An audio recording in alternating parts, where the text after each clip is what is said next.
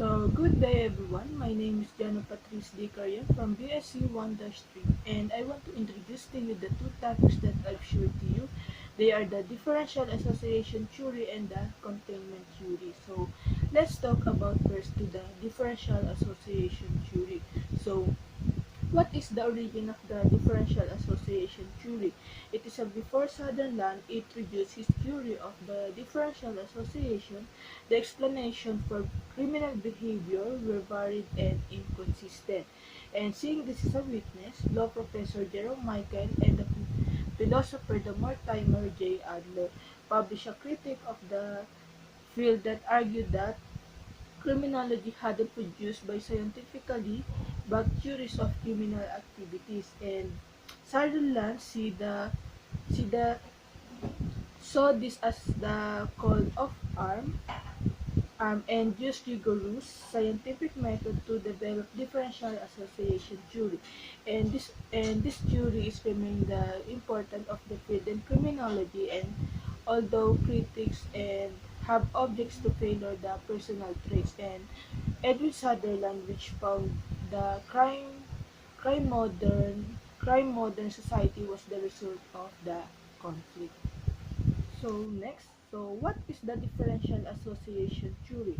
It is developed by Edwin Sutherland, who posed the through interaction with others, and individual learn the values, attitude, tactics, and the motive for criminal behavior. So, have you ever asked yourself why certain individual become a criminal? So, this theory was developed by Edwin Sutherland, who was the sociologist and the professor, and he created this theory because he wanted to explain the reason why people commit a crime, and it is upon associate with other people, and ang theory ding ito ay bumabase sa social psychological. So ano nga ba yung social psychological?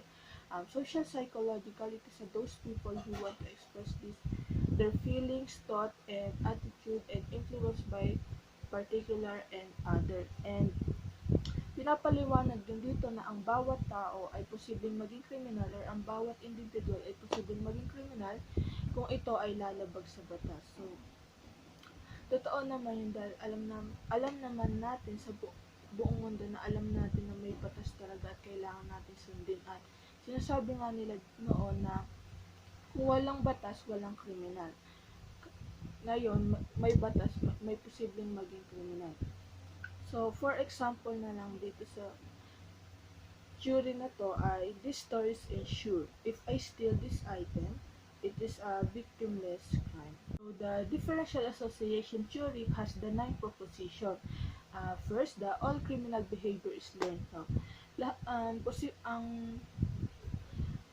lahat naman ng tao ay posibleng matutunan ito sa pakikipag-usap sa tao, or pag-i-interact sa ibang tao, and through contact with through, con, through contact with the individuals who are themselves criminal, and interaction with other person and to community. So second, it is a criminal behavior is learned through interaction with other via process communication.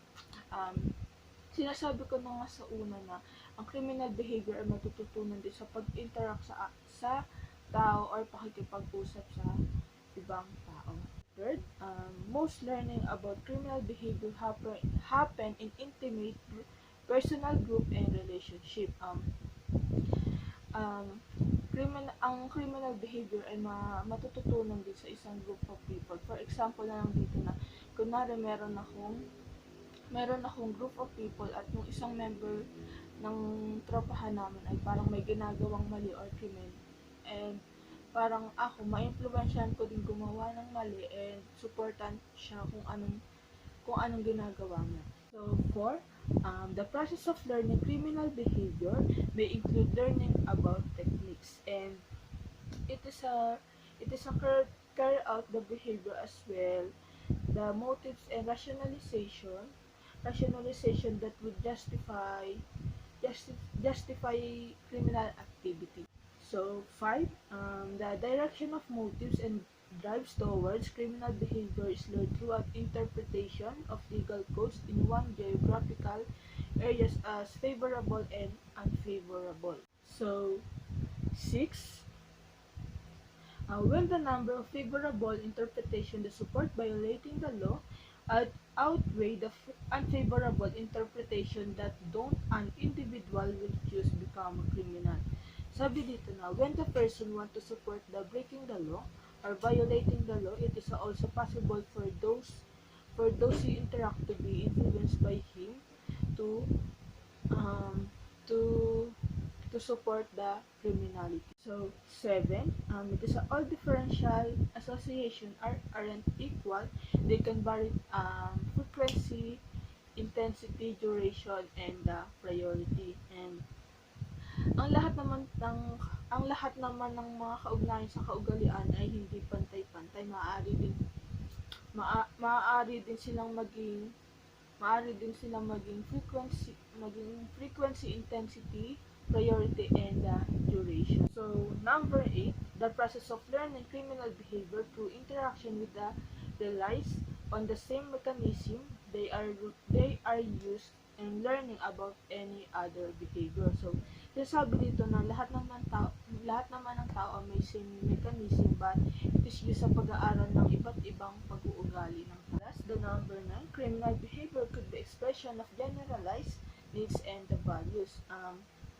And also, a person become a delinquent because of an express of definition favorable of to violation of law. So, it is the end of our first topic. So next, let's talk about the containment theory.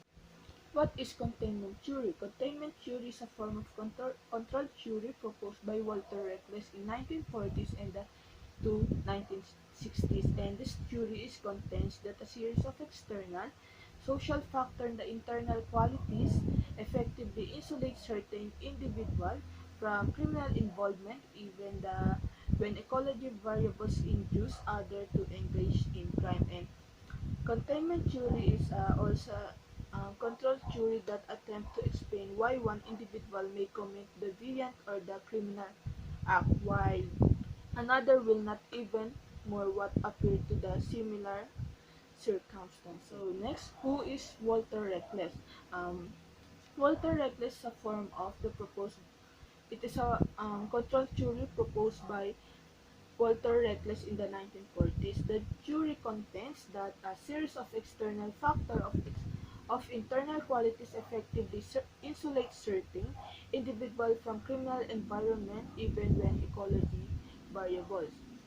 So Walter Reckless he was an American criminologist and born in the Philadelphia on January 19, 1899, and he also wrote a book titled Juvenile Delinquency, and who became known because of the containment theory. So, who is proposed the containment theory? It is George F. Kennan. So, who is George F. Kennan? It is a career Foreign Service officer formulated the policy of the containment that basic United States strategy for fighting the Cold War to 1940s and to 1989 and with the Soviet Union. So George F. Conan also was the American diplomatic or historian.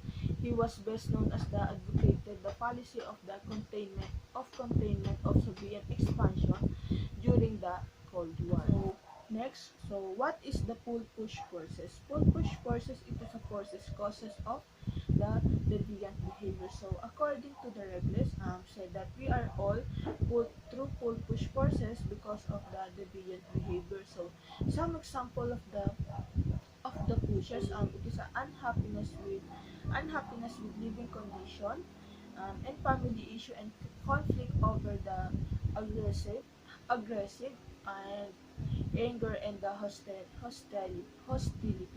And some example also of pull, it is can be delinquent peer, and family member, subculture, and the group. Uh, the containment theory has the two components to prevent the criminal behavior in society. First, the outer containment. So, what is outer containment? It is which is about community socialization and application of the social norms and rules. So, also, the outer containment is a supervision and discipline. So, kung ikaw mag-discipline, parang didisiplinahin mo din yung ibang tao para mai-adapt din nila yung disiplina na meron ka. And the second is the inner containment. So what is the inner containment? It is the control to yourself by a favorable self concept, frustration, tolerance, and the ability to follow norms. And inner containment, it is also the must has a very strong moral and ethics, must be very goal oriented and focused, and have developed the ego and the super ego. So, according to the reckless, believes that the included the self-control, a good self-concept, and so on. For example, to the inner containment, uh, parang pag may naiisip kang mali, parang kaya mong control yung sarili mo na di dapat gawin at naiisip mo rin na mag-focus na lang sa dapat na tama mong gawin. It is the end of our topic. So, quote for today. Experience without theory is blind, but theory without experience is mere intellectual play by Immanuel Kant. So, thank you and God bless.